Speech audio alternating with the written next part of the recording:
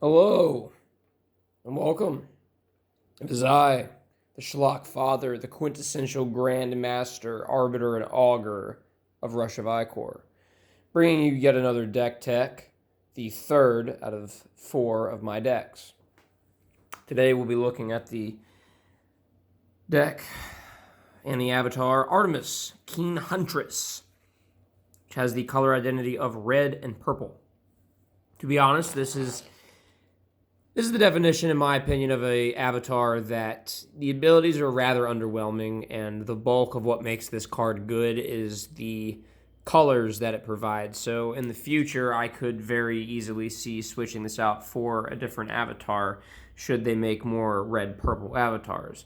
Not to say the abilities aren't good. Excuse me. There's good application. It's just I find them to be rather underwhelming and suboptimal. 1 damage divided up amongst 2 champions seems very powerful, and it has the potential to be, but a lot of the ways that the numbers kind of line up in this game, there's a lot of 3s, 2s, and other types of toughnesses, as you can see. It's not that there's not stuff with 1 toughness, it's just that a lot of those things are not played, and a lot of those are very bad. If something has 1 toughness, it has to be very broken, something like Achilles. No one's playing Ashigaru Spearman, for example. So you usually only use this ability to throw some damage around if you have nothing better to do. The Rush, all champions gain lethal. It's okay. It's just a generic save me from a bad board state thing we've seen many times over from the first set already. Without further ado, let's get into it. One more note. I will say that I wanted 1 deck like this. I am practicing 1 ultra rare, by the way.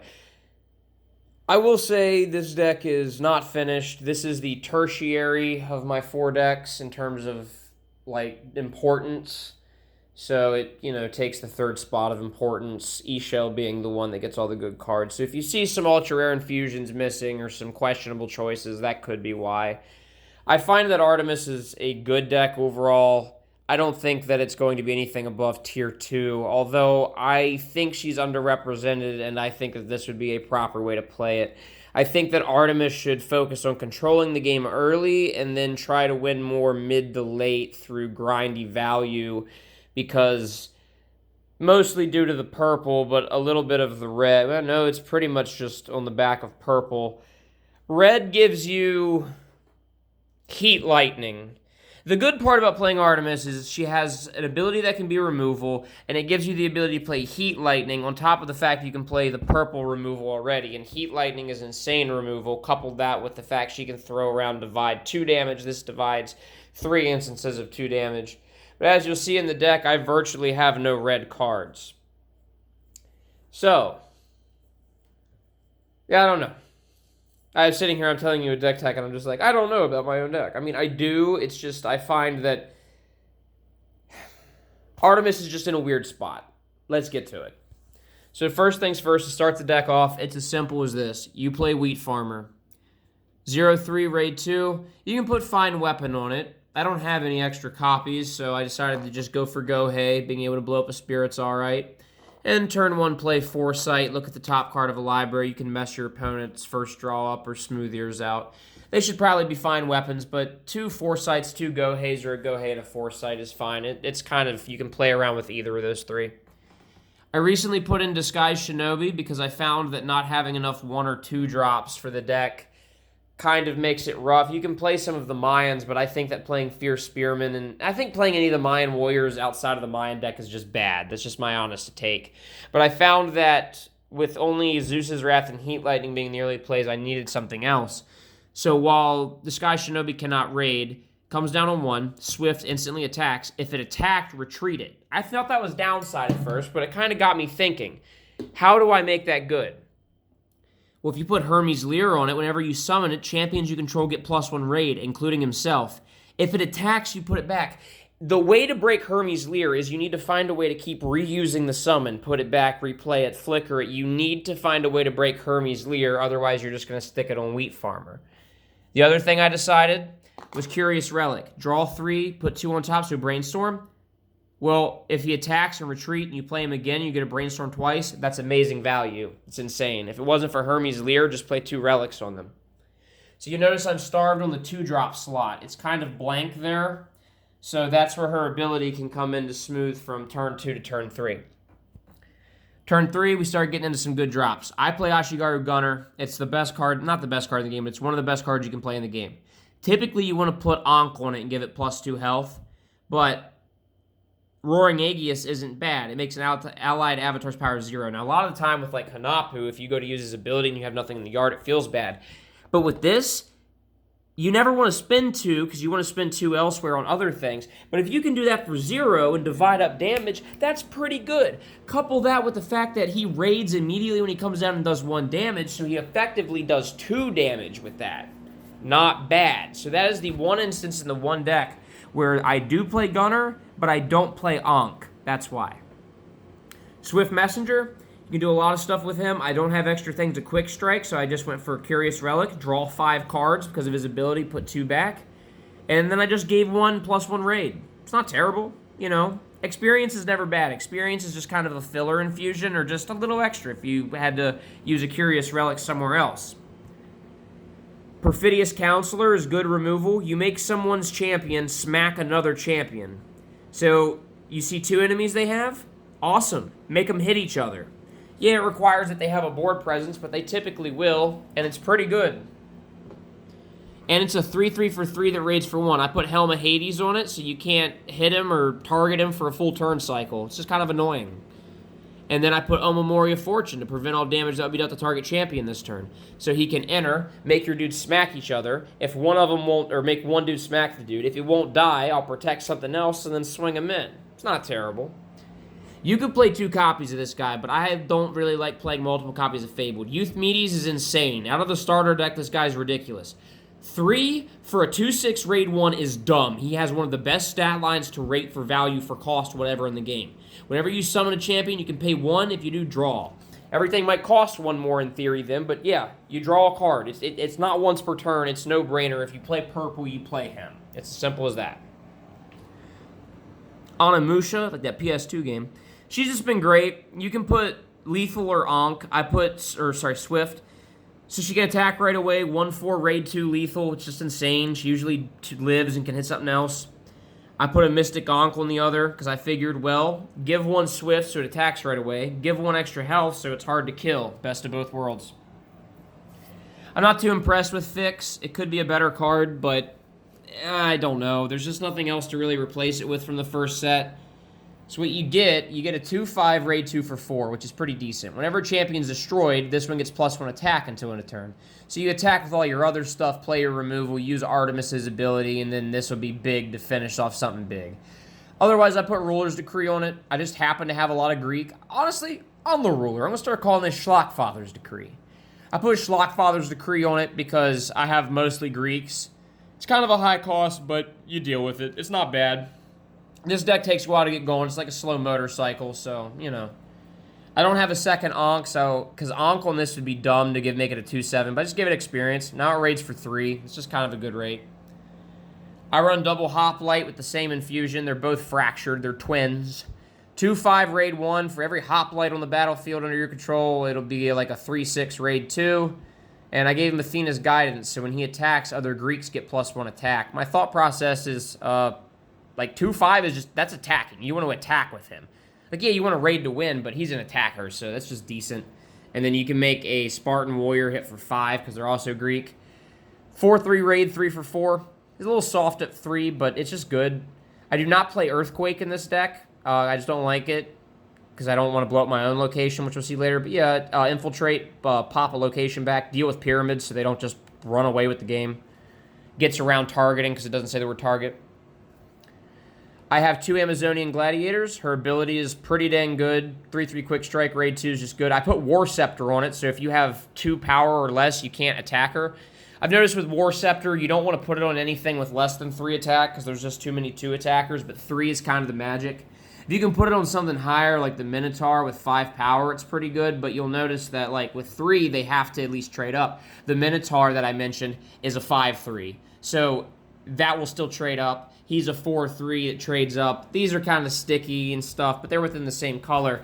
Most of the time, a 3-3 is going to be good. They can't attack into it. She has quick strike and the ability, so like it's just hard to deal with. You need to hit it now, but you might not be able to.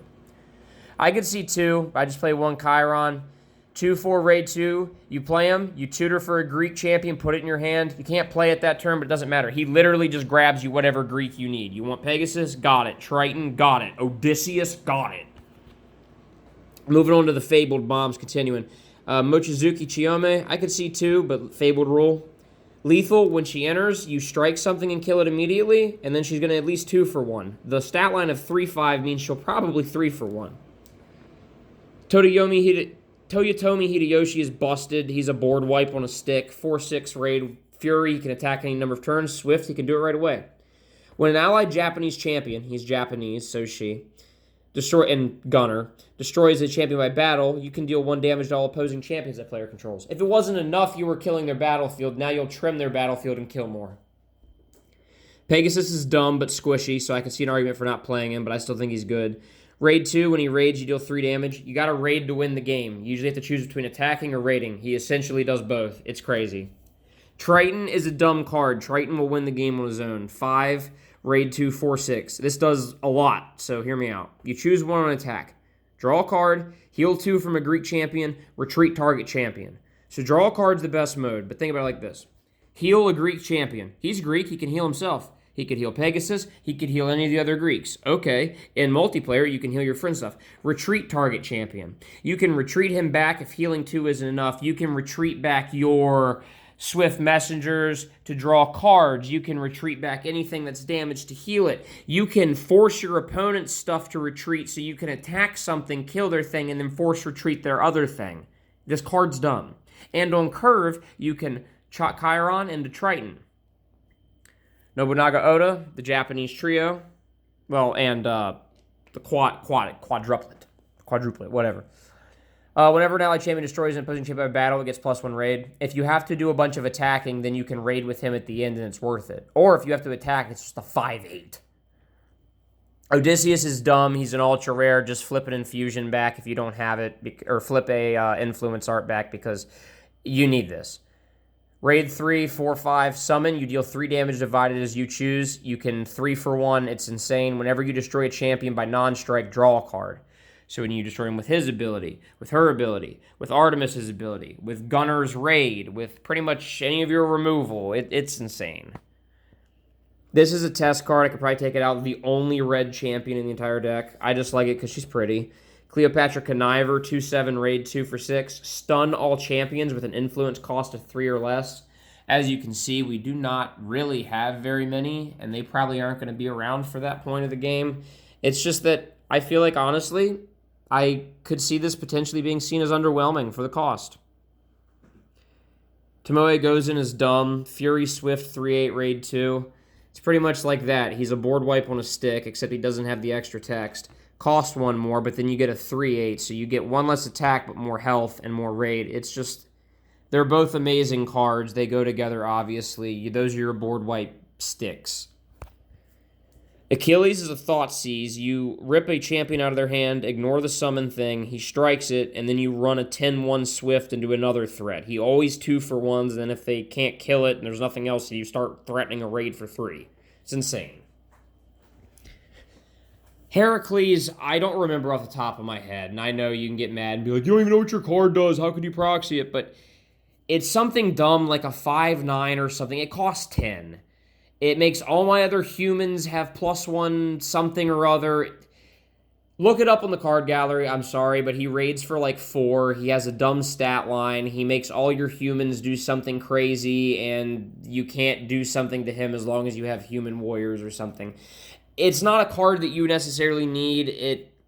It's just, all this stuff for the most part, with the exception of like a god and a beast, pretty much happen to be humans, and a centaur. So you might as well just play the guy that says all your humans win the game.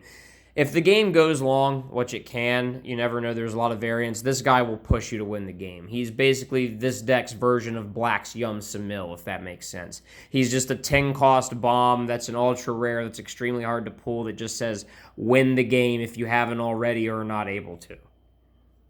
I know that's a bad explanation. I should have had Cliff Notes written, but he's good. We'll say that. Get into the spells real quick. They're all removal.